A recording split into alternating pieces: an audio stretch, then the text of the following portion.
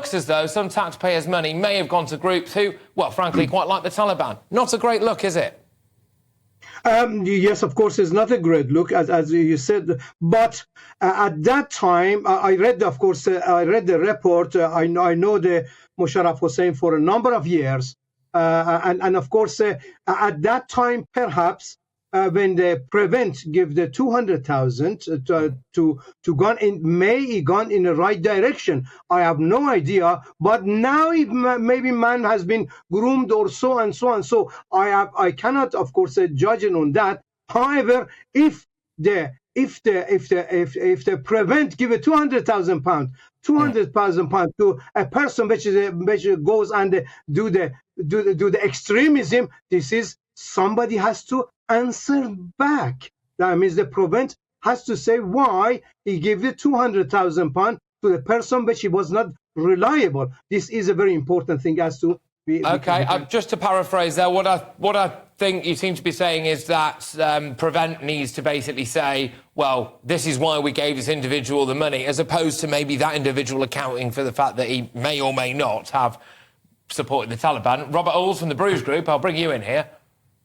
Well, we talked about earlier in the earlier segment, Patrick, about grooming, Shamima Begum being groomed. Well, it seems the organisation doing the grooming in the UK is Prevent. It's been throwing money at extremist organisations, and many of the terrorist attackers that have killed people, including a British Member of Parliament and many other people throughout the country, are, in a sense, graduates of Prevent. They were known to Prevent, part of Prevent programmes, and of course with these programmes they're made to feel like that they're actually the victim, as we was hearing from your earlier guest, that somehow it's our fault they've turned out the way they have. It's our Islamophobia, a made-up term, if I may like to add. Now, so really, in a sense, Prevent are encouraging, they're not solving the problem, they're encouraging it. And of course also they're dividing as well. They're dividing the Muslim community into insider groups and outsider groups, the right Muslims and the wrong Muslims, and throwing money at certain groups, and it's creating disharmony and discord where there needn't be any. And of course it's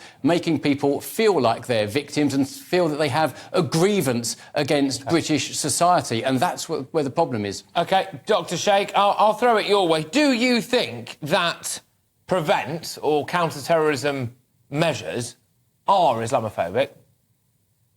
In one way, yes, of course. I believe, of course, as many things which they done.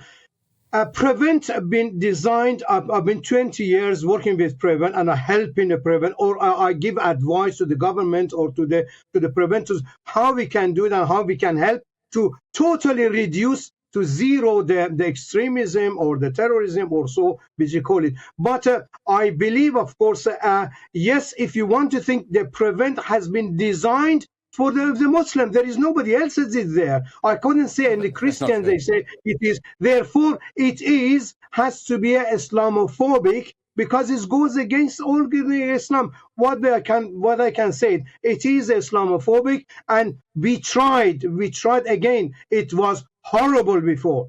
The Prevent was horrible, awful, against all Muslim. Even they were talking about 9 years old, 4 years old, 5 years old. They were, but what we need to do, we changed it. I was, of course, member, and many changed the Prevent to be a good thing. But now they want to change it, which is wrong. I would have thought. Okay, it is, right. Lots to get stuck into there, Robert.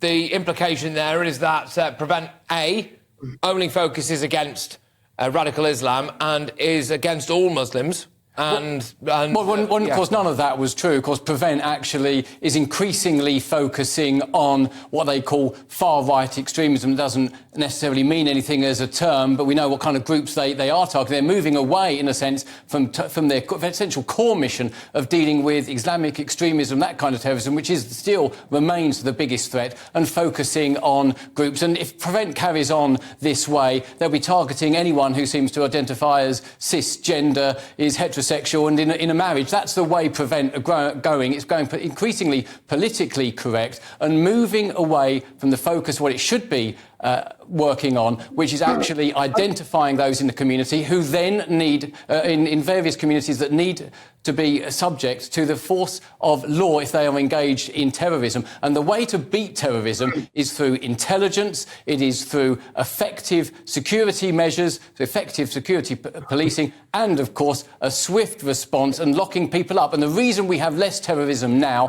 is because finally the intelligence services have targeted Islamic groups that were involved in terrorism, but for many years they believed they couldn't actually penetrate such groups. And, of course, actually it's quite straightforward. Okay. And, of course, because ISIS has essentially been defeated, and people like Shamima Begum, who were engaged in terrorism, essentially, are now living their lives in dreadfully run refugee camps, or, of course, have lost their lives as a result of an effective military campaign in Britain's destruction of ISIS, along with other countries. Dr. Sheik, just before I let you come back on that, feel free to come back on everything that Robert has said there, but there is just something I would like to drill down with you in, because one of the accusations that we're expecting to hear from this Prevent programme tomorrow is that taxpayers' money was given to Prevent, and some of that money, around £200,000, as you've already said, was given to a particular chap from a particular group who did support the Taliban, OK, allegedly. Do you think that somebody supporting the Taliban implies that they are a terrorist threat? Because that's quite a crucial point. What we have to say, of course, you have to, what saying we got in the Islamic saying, it says not every Muslim is an extremist and not every extremist is a terrorist. Therefore, what about those who support the Taliban? At that time, of course, Taliban now he came back again because America left or so. But if they are helping the Taliban or whatever, that's a real extremism. Real goes extremism toward the whatever you want to call it. However, I believe the Prevent give that 200,000. I didn't know about it. That was I didn't know giving money left and right and center. But I believe the Prevent give that £200,000. It may be in God's right place at that time. And the man, which is, of course, Musharraf was saying, maybe said something which I'm not very sure. I have to read it out of the context, taken out of the context, or taking or he gone in a wrong direction. However, throwing taxpayers' money at extremist groups just makes us look weak and stupid, and makes it seem that the terrorists can get their way if they were to just complain and fight hard enough. Really, this is just absurd. We need to stop wasting taxpayers' money by giving it to Islamic extremists. I'm going to have to cut in. I'm going to have to cut in on both of you. Thank you very much. Thank you very much. All right. OK. Look, both of you, thank you very much. A spirited debate, it's fair to say.